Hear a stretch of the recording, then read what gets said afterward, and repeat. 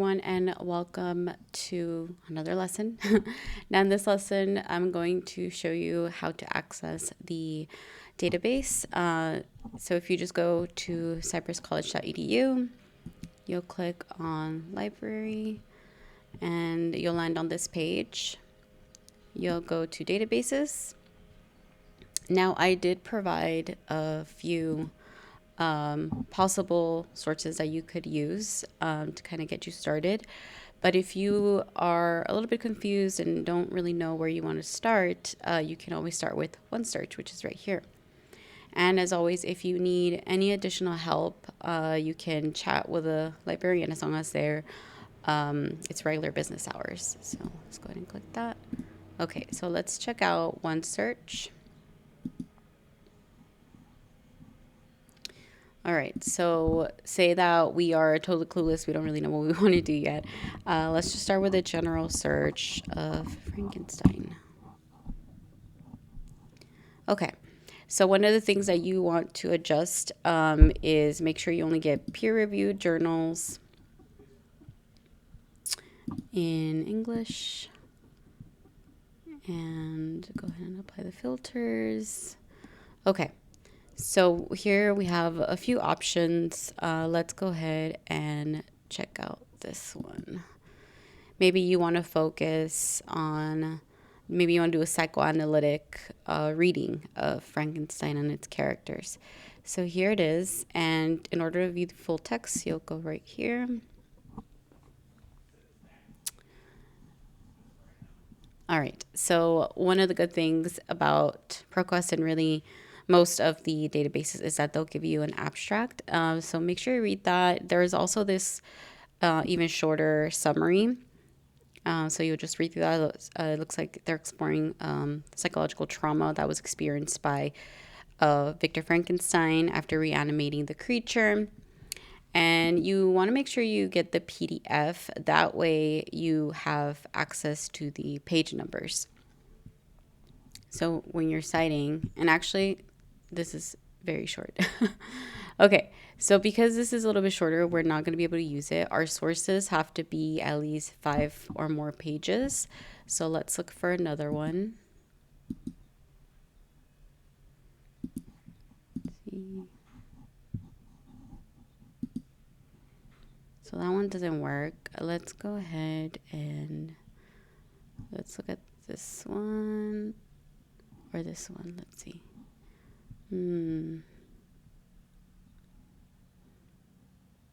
Okay. So it looks like this one compares the 1931 film. Oh, this one might be good if you want to explore Frankenstein and AI, specifically like technology. So let's go ahead and click on it.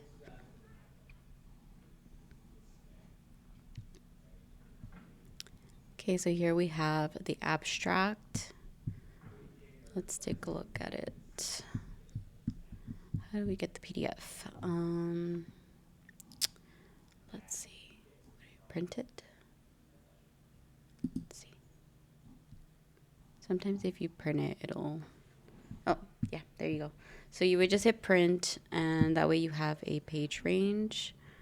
So that's about 9 pages. That actually works. So if you do decide to use this one, so this one, it looks like it focuses on how Mary Shelley was influenced, political, economic influences through science fiction.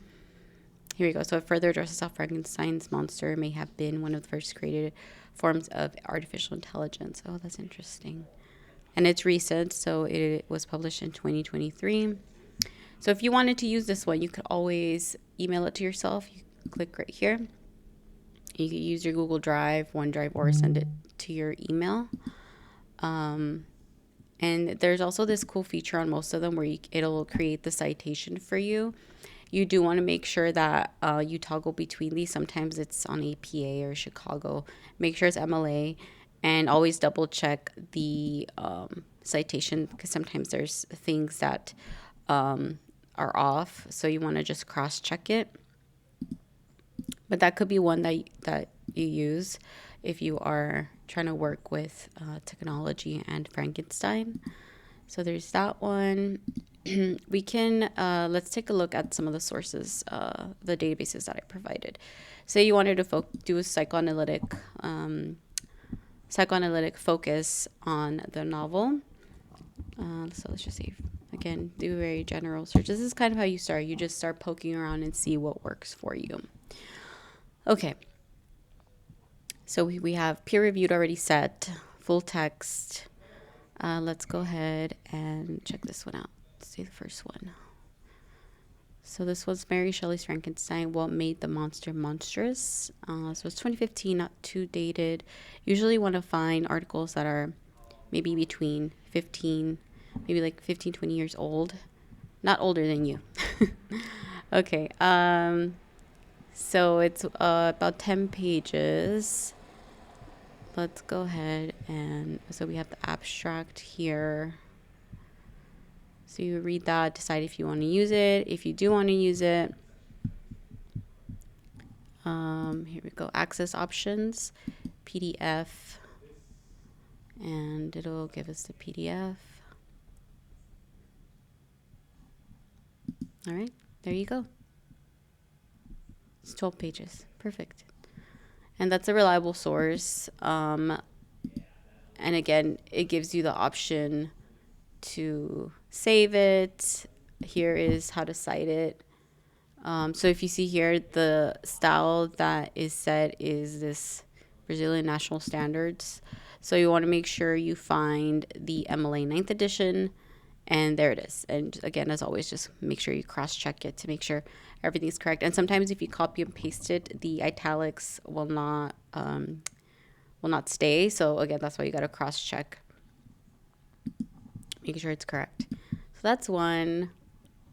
Say we want to get a little bit more specific. Maybe you want to do Frankenstein, still within like psychoanalysis and sexuality. Let's see if we find something.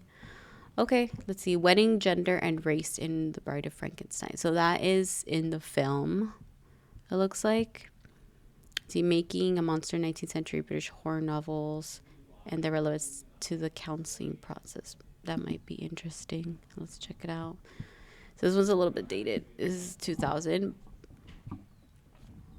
But we may be able to use it if it's relevant still. So something like this, you could use, again, access options. You'll do PDF. Yeah, so just read through it. There's abstract. Okay. Yeah, that's pretty much how you kind of go about it. It's really just toggling and playing with your entries and kind of reading. You're going to be reading a lot. And if you find a source that you really, really like and is very useful to you, then what you could do is look at their sources, because 9 times out of 10, you're probably going to find something that you can use yourself. So use the sources that you already have. If you find a really good source, look at their sources, look at their reference list. And that will make your research process much, much easier. Otherwise, if you guys have any questions, please feel free to inbox me. Make sure you take advantage of seeing the librarian. If you're on campus, go to the reference desk and they can definitely help you find some sources if you're having some trouble. Otherwise, I will chat with you all later. Bye.